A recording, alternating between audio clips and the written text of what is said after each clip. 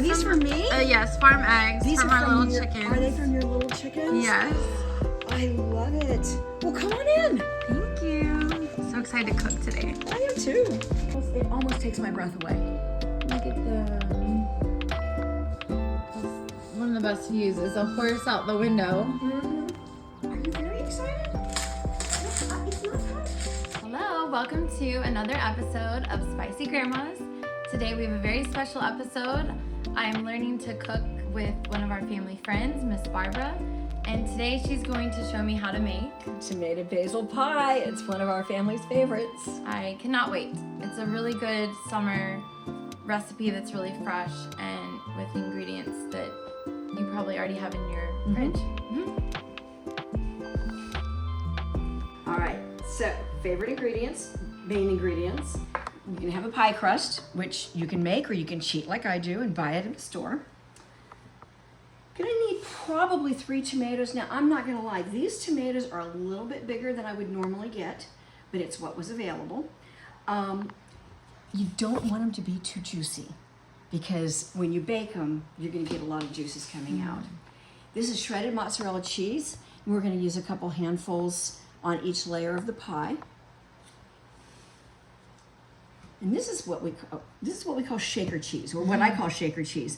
And it's that green can mozzarella, or excuse me, not mozzarella, Parmesan cheese that you get at the store. Don't spend your money getting really nice because you actually want this. And then we have a little cornstarch and a little mayonnaise. The star of the show, basil.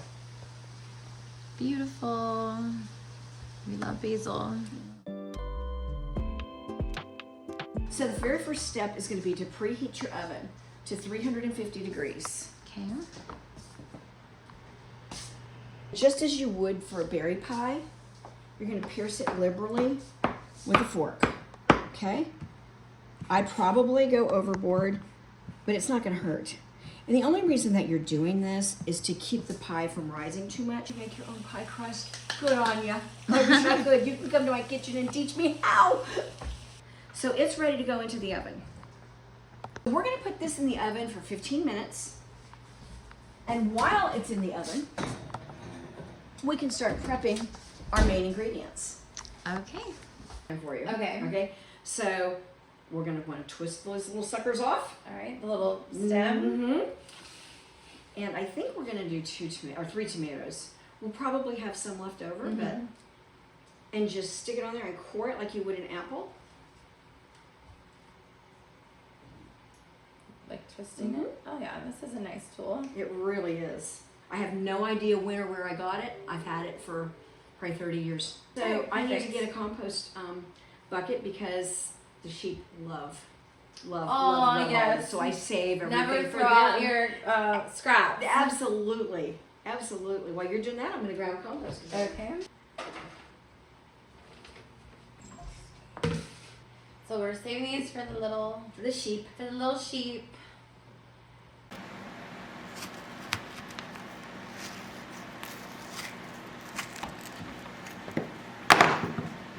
Perfect. I want to say a word about the tomatoes. Okay. When we think about making a tomato sandwich or having sliced tomatoes on our plate or whatever, we want the nice juicy red. So these look a little bit anemic, and they are, and it's okay. Because they taste good, they taste like tomato, and they're not going to be as runny. Okay. Because obviously when heat comes into this, it's going to start being runny. We'll take care of some of that with the cornstarch. Okay. Tomatoes that are not super ripe or overripe. Just turned red. Pretty much. Okay. Having said that, it's going to be delicious no matter what. So if you have some tomatoes that are super ripe and you're got a hankering for a tomato basil pie, either way, totally do it. I'm just saying delicious. in an ideal situation, this is what you do. Okay. Okay, keep slicing. There you go. It doesn't have to be perfect. Nope, absolutely not. And so all I'm going to do is give these a little rinse. Now I do have paper towels in my kitchen, but I'm not a fan. I really prefer to use cloth. I feel like it's better for the environment. They're very inexpensive. They're like flour sacks. and they just make me feel better. So we're gonna gently pat them, and they don't have to be super, super, super dry. And in my recipe, you know, I say 2 cups. It does not matter if you have stems because they're gonna cook, right? So we're just gonna kind of just loosely do these. You can do it with a knife if we want to, or we can pull them off like this. Either way works. Give it a shot, Amy? Sure. I'm a basil super fan. Are you? Yes. Me too. It's my Italian roots. So tell me about this recipe as a family favorite. Like, do you have any memories associated with this dish? Except for the fact that all I have to do is say, I think I'm going to make a tomato, and the kids will jump in there. Oh, to this day, my grown kids will still be, you're going to make a tomato basil pie? Yeah, yes. It's legend. Yeah, when it's met with enthusiasm, it Exactly. automatically becomes a family. It does. On the family rotation. When I read a recipe, I can almost tell you what it's going to taste like. Yeah. It's time to pull it out of the oven. So let's take a quick look at it. Just wanting it to not be super moist, that's all. It really doesn't matter kind of the stage that it's in. So now that we've taken this out of the oven, we want to actually bump the oven temperature up to 375. Whoops. Let's try that again. There you go. All right? Perfect. So you can use it hot, you can use it cold, whatever. It's not going to matter. What matters is what you put in it. And so I'm just going to put that on that little cooling rack for right now. And we're ready to start filling our pie. Okay. So, we had a little interlude to go chase animals.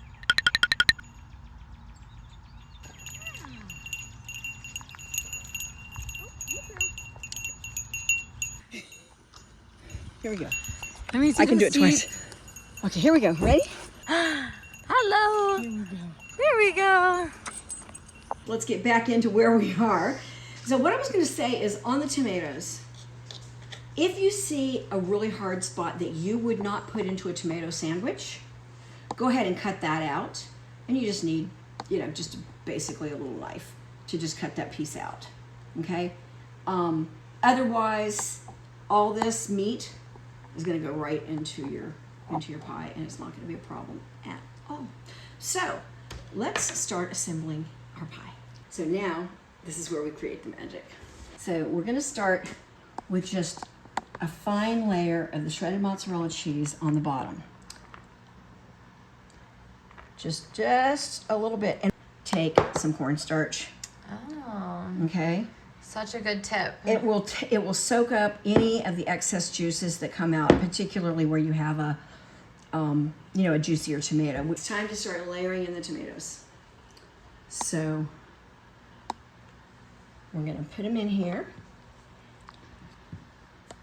and I just arrange them kind of like that. And you can see why it doesn't really matter, the thickness. So let's use this one, okay? Now usually, this one might be a little bit thick. I think I cut that one. But I'll usually take what I call the Old Maid. Oh, the Old Maid, okay. Yeah, which is the Old Maid, which is just the heel. And I'll kind of stick it in the middle, okay? There's no rule to how many that you're going to put in this. There's no rule. You just make it up. Feel it, whatever you feel. Exactly. So now it's time for the basil. Okay. So we're just going to sprinkle a layer. You see why I say it doesn't really matter. It doesn't have to be torn into little pieces. It just needs to be torn into enough pieces that we can shred it. I'm going to take a couple of handfuls of the mozzarella cheese. Okay. Okay. That already looks so beautiful. I know, right? It looks like the Italian flag. It does. Okay, so in the recipe I say 2 handfuls. I didn't get what I would consider generous handfuls just now, so I just did 3. Okay, push it down a little bit, and now we're just going to repeat everything that we just did. So there we go. Beautiful. Time for more basil. Okay. Looks like a Christmas, except for the fact that you don't have fresh tomatoes and fresh basil at Christmas time. I'm going to just break that up a little bit more there. This is going to be so yummy. I can't wait for you to try it. I cannot wait to try it. I'm already like salivating. Okay, so now we're going to chop it off with a little bit more mozzarella cheese, just enough to kind of settle the basil down, because our next layer is going to be a little unsettling for the basil. This part seems kind of gross. It's not. But you're taking mayonnaise and mixing it with Parmesan cheese. And I don't know why that just seems weird to me, but it does. And so what we're going to do with the mayonnaise is we're going to take a cup of it and about 3/4 of a cup of this, okay? I have all my measuring cups out, but you know what I don't have? My reading glasses on. Half cup. Okay. Boom. I saw it on the other one. 1/3 cup. Nope. There we go. Okay. So I couldn't find my 3/4 cup measure. I feel like that one likes to disappear. Mm-hmm. So again, our measurements are not exact, but close enough. We're gonna mix it up. So we're just gonna mix it around until all the Parmesan cheese, shaker cheese, gets added in. So you can see it's getting thick. We want it to be thick but spreadable. Now, before I start this part, I want to tell you something. I want to reassure you something. You cannot screw this up. These ingredients are going to taste good no matter what you do next, okay? But the goal here is that you're going to put dollops on here, and then we're going to spread it out over here. It doesn't matter if some of the basil sticks out. It doesn't matter if you don't cover every little bit of it. The goal is just to get it on there. But see what I'm doing here? You just, when you lift the knife up, you be careful, because it's gonna pull the, see how it's pulling the basil away? Mm-hmm. So you just kind of have to, but like I say, don't get freaked out with perfectionism. Some more.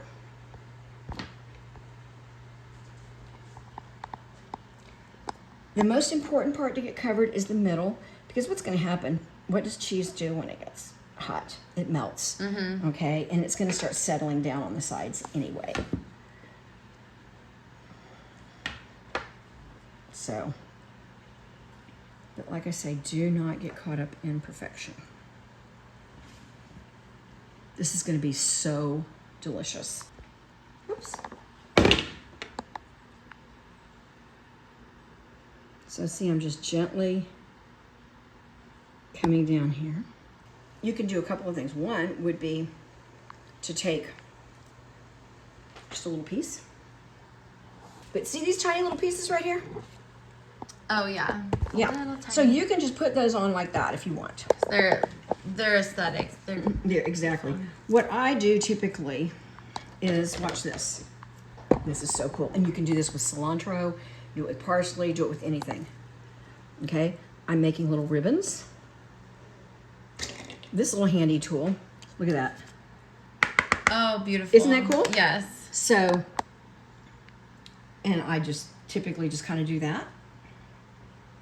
But either thing is easy to do. So let's do one side of the pie. Okay, yeah. with the ribbons, and one side with the leaves. Yeah, why not? Kids, don't try this at home when you do like that with a blade. That's not smart. So we're going to put just a few more little leaves on this side, just for fun. It has nothing to do with the flavor and everything to do with the presentation. But you know, I think that's the way it is in life, isn't it? Sometimes. Okay, last thing we're going to do is we're just going to sprinkle. Ooh. This is actually something new that I just added the last few times I've made it. It's just sprinkling a little parm over the top. And I think that it gives it just a little bit of more browning to the crust than I usually more get. crisp. Mm-hmm. So we are ready to put it in the oven. That looks stunning. Our beautiful tomato basil pie, pre-cooked. Here we go. Okay, just put it in that center rack. And I don't put it on a baking sheet or anything. I just slide it right in there. About 20 minutes. Okay. And we're going to check it. Here's the important thing. The pie will tell you when it's done. Really? Yes. And I don't know whether that's because of the tomatoes, whatever, I don't know. I can't explain it. But I just know that it takes different baking times. You'll see it when it comes out. The pie will tell you when it's done. Okay. So It's intuitive dish as well. yes, absolutely.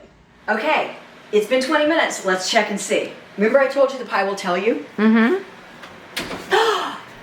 It's perfect. Oh my God. Amy, your first pie is perfect. She's a beauty. Isn't that beautiful? So perfect. I really didn't know how it was gonna look because it's already so beautiful pre-cooked. Look at that. Look at that brown goodness. It's just Stunning. Now, remember to turn the oven off. I am famous for getting so excited about what I bake that I forget to turn the oven off. And I'm gonna cut it like this. Here we go. Okay, across.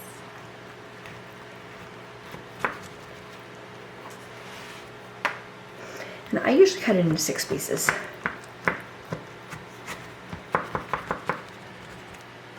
Oops. Yummy, yummy, yummy. The first slice is gonna come out messy. It just does. But you know what? Just like we talked about perfection, it's gonna taste delicious regardless. So here we go. Look at that. Yummy. Okay, so I'm going to show you something here. We put the cornstarch in, and yet still, see, it's runny. Sometimes it happens. Sometimes it happens. That's okay. Exactly.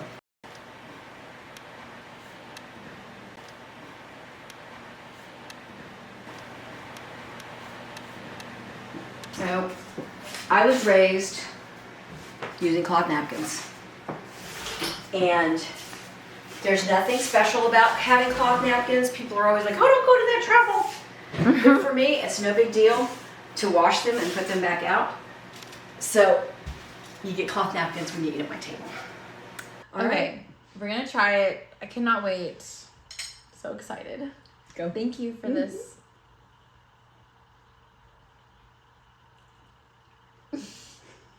I'm not joking. This is there are no words. I've lost all words. All my favorite things. Tomatoes, cheese, basil, you know, a little crunch, a little goo. Fresh. I loved having a reason to make it, Aw. and I'm so tickled that your family's going to get to enjoy it. I think food is one of the ways I say I love you. Oh yes. This is like beyond words. So good. Just So delicious. Now that's what love is made of. That's right. That's what love is made of. All right, so what we can learn from this amazing recipe is It doesn't matter, Amy. As long as you've got the ingredients and you put them together, and you put them together with love, it's going to taste amazing. Let go of perfection. Nothing is ever perfect. This pie tastes about as close to perfect as possible, and you almost can't mess it up. and you are mother of 2 and grandmother of 2. Yes. Your grandmother name is special. What is your grandmother name? My grandmother name is Baba. I love that. And the reason it's Baba, I picked it, because what are the first sounds that a baby makes? Dada, Mama, Baba. Yes. And I have a granddaughter who is almost 10 months old, and she's already starting to make the Baba sound. already. But she doesn't associate it with me, of course, Yeah. but so she's already starting to make that sound. Yes. But you know, when people ask me, what's your grandma name going to be? I said, I know what I want it to be. But whatever she decides it is, will be perfect. I love that. Yeah. Yeah. But it's cute. Miss Barbara, aka Baba, and her beautiful tomato basil pie. It's perfect. So, And our friendship. and our friendship, yes. Many years of friendship. Yep. And to many more.